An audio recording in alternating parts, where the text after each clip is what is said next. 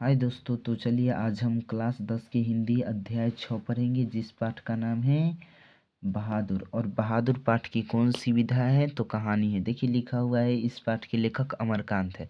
इस पाठ के लेखक यानी बहादुर पाठ के लेखक कौन है? अमरकांत है। तो देखिए लेखक परिचय पढ़ते बिना समय लॉस किए। इससे पहले हम 5 चैप्टर का पूर्ण रूप से अच्छे से सब्जेक्टिव, ऑब्जेक्टिव और लेखक का परिचय डाल चुके हैं। तो आप जाकर के वीडियो जरूर देखिएगा। देखिए लिखा हुआ है, अमरकांत का जन्म, देखिए लेखक अमरकांत का जन्म 1925 में नागर बलिया उत्तर प्रदेश में हुआ था। उन्होंने गवर्नमेंट हाई स्कूल बलिया से हाई स्कूल की शिक्षा पाई। आपसे क्वेश्चन पूछा जाएगा कि बतलाइए लेखक अमरकांत ने गवर्नमेंट हाई स्कूल मतलब हाई स्कूल की शिक्षा कहाँ से पाई? तो आपको बतलाना है गवर्नमेंट हाई स्कूल बलिया से। ठीक है। आगे देखिए लिखा हुआ, या जन्म पूछा जाएगा कि बतलाइए अमरकांत का जन्म कब हुआ और कहाँ हुआ? तो बतलाना है 1925 ईस्वी में नागर बलिया उत्तर प्रदेश में। ठीक है।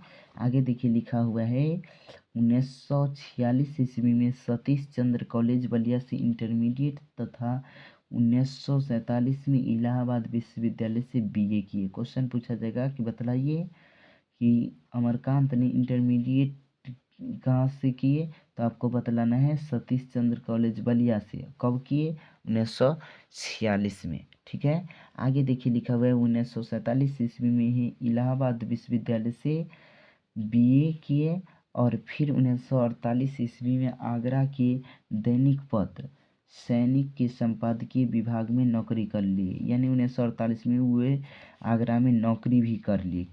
ठीक है। आगे देखिए लिखा हुआ है, वे आगरा में प्रगतिशील लेखक संघ में शामिल भी। आपसे क्वेश्चन पूछा जाएगा कि बतलाइए अमरकांत कहाँ पे प्रगतिशील लेखक के, आपसे क्वेश्चन पूछा जाएगा कि बताइए लेखक अमरकांत कहाँ पे प्रगतिशील लेखक संघ में शामिल हुए? तो आगरा में। ठीक है। आगे देखिए लिखा हुआ है, अमरकांत को कथा लेखन के लिए साहित्य अकादमी पुरस्कार मिला। यदि आपसे क्वेश्चन पूछा जाएगा कि बताइए लेखक अमरकांत को किस लिए साहित्य अकादमी पुरस्कार मिला? तो आपको बतलाना है लेखन के लिए। यानी अमरकांत को किस लिए मिला है? तो कथा लेखन के लिए। किसके लिए? कथा लेखन के लिए। तो आगे देखिए लिखा हुआ है, उनकी प्रमुख रचना। तो देखिए उनकी प्रमुख रचना कौन कौन है? तो उनकी प्रमुख रचना है जिसका नाम है जिंदगी और जोंक, उसके बाद देश के लोग, मौत का नगर, मित्र मिलन, कुहासा इत्यादि कहानी है। ठीक है। सूखा पत्ता, आकाश पंछी, काले उजाले दिन, सुखजीवी, और बाद बीच की दीवार, उसके बाद ग्राम सेविका, ये सब उपन्यास है। ठीक है। और उन्होंने वानर सेना नामक एक बाल उपन्यास भी लिखा है। आपसे यहाँ पर देखिए सबसे ज़्यादा क्वेश्चन ये पूछा जाता है जिंदगी और जो किन की रचना है? तो आपको बतलाना है अमरकांत का। या क्वेश्चन पूछा जाएगा मित्र मिलन, मौत का नगर, ये सब फेमस है, पूछा जाता है। उसके बाद यहाँ पर कुहासा भी पूछा जाता है। उसके बाद देखिए लिखा हुआ है काले उजाले दिन, ये भी पूछा जाता है। उसके बाद ग्राम सेविका किनका उपन्यास है? तो ये आपको बतलाना है किनका है? अमरकांत का है। आगे देखिए ये भी सबसे फेमस क्वेश्चन है। उन्होंने क्वेश्चन पूछा जाएगा वानर सेना नामक बाल उपन्यास किनकी रचना है? तो आपको बतलाना है अमरकांत का। ठीक है। आगे देखिए लिखा हुआ है, अमरकांत की प्रस्तुत कहानी मंझले शहर के नौकर जो निम्न मध्य वर्गीय परिवार में काम करने वाले एक नेपाली गवई गोरखे बहादुर की कहानी। यानी इस हम पाठ में पढ़ेंगे। इस पाठ का नाम तो बहादुर ही दिया गया है, लेकिन ये बहादुर एक लड़का का नाम है। ठीक है। जो कहाँ के रहने वाले हैं? नेपाल के रहने वाला है। और किस परिवार के रहने वाला है? तो निम्न मध्य वर्गीय परिवार के रहने वाले में काम करने वाले हैं। ठीक है। आगे देखिए लिखा हुआ है, और वो किस शहर के रहने वाला था? तो मंझले शहर के नौकर जो निम्न मध्य वर्गीय परिवार में काम करने वाला था। ठीक है। तो चलिए हमारा लेखक परिचय कंप्लीट हुआ और हम क्या करते हैं, डायरेक्ट आ जाते हैं ऑब्जेक्टिव पर। इससे पहले आपको हम ये बतला देते हैं कि देखिए ये बहादुर एक लड़का का नाम है, एक फिगर ड्रॉ करके बतलाते हैं। देखिए यही बहादुर है, ठीक है। और ये बहादुर का उम्र लगभग कितना वर्ष है, 12 से शायद 12 से 13 वर्ष है, ठीक है। और इसका पिता किसी युद्ध में मारे गए हैं, समझ में आ गया। और इसका घर नेपाल और बिहार के बॉर्डर पर पड़ता है, ठीक है। तो देखिए इनके पिताजी किसी मतलब कारण से युद्ध में मारे गए हैं, तो इनकी घर की आर्थिक स्थिति बहुत ख़राब है। क्या है, आर्थिक स्थिति बहुत ख़राब है।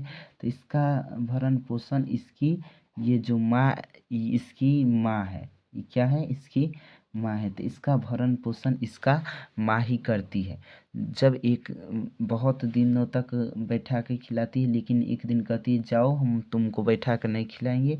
और एक दिन क्या करती है, इसको भैंस चराने के लिए भेज देती है। और ये जाता है भैंस को चराने के लिए। ऐसे ये तो जाता नहीं था, लेकिन एक दिन ये ऐसा ही पहाड़ पर घूमते रहता था।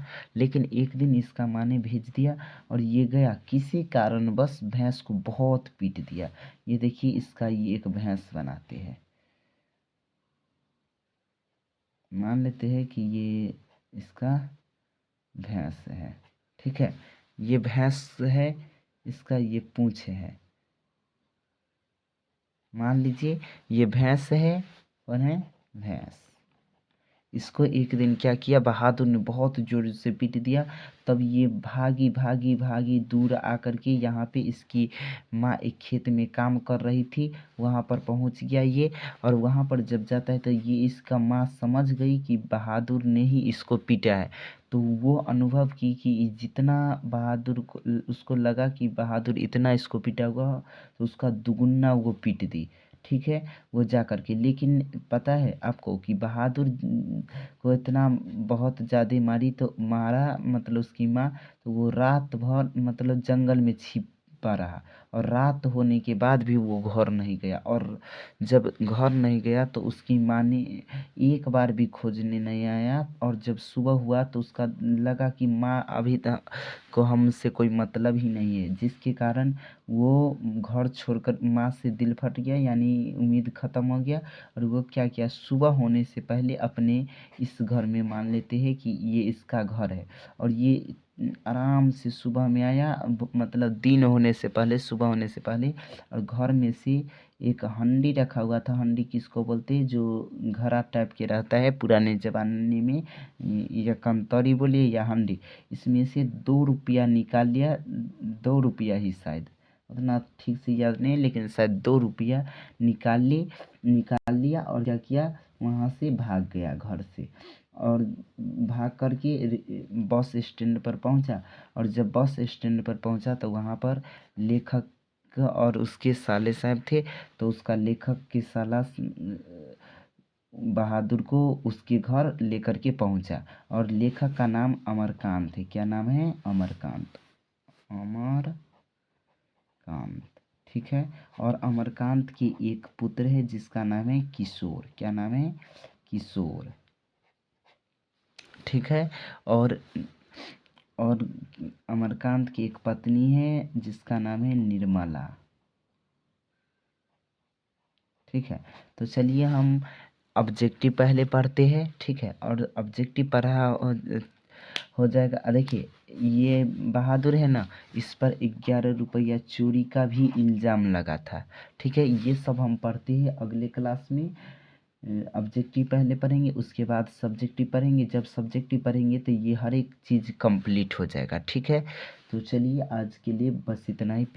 अगले क्लास में आएंगे तो VVI ऑब्जेक्टिव क्वेश्चन पढ़ेंगे, देख लेते हैं ऑब्जेक्टिव क्वेश्चन कितना है। तो आपको अगले क्लास में उतना बतला देंगे। देखिए ऑब्जेक्टिव क्वेश्चन ज़्यादा नहीं है, 30 गो ही है, ठीक है। तो चलिए आज के लिए बस इतना है।